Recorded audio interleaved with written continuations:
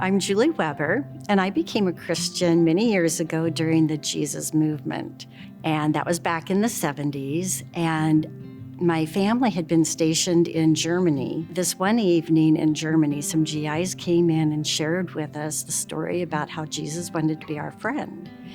And I remember listening so intently, thinking, this must be something new from the States. I haven't heard this before. Who wouldn't want a friend the way they describe Jesus to be? So I remember going down front with my friend and my sister, and we all accepted the Lord at that time. I had no idea how that would change my life. Shortly after that, we moved back to the States. My parents had divorced, and life began to take a different turn.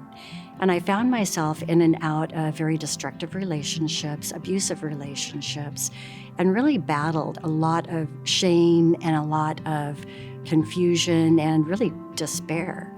And that seemed to follow me throughout many years of my life. And there were certain points in my life where I would try so hard to come around and turn my life around, only to feel like I had failed again.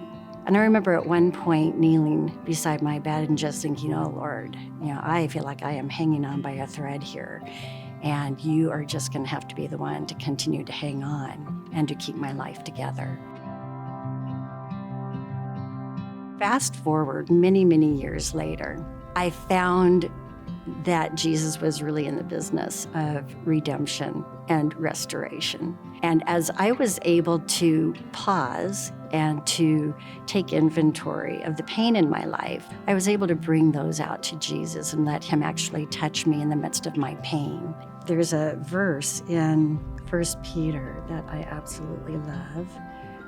And the God of all grace, who called you to his eternal glory in Christ, after you have suffered a little while, will himself restore you and make you strong, firm, and steadfast.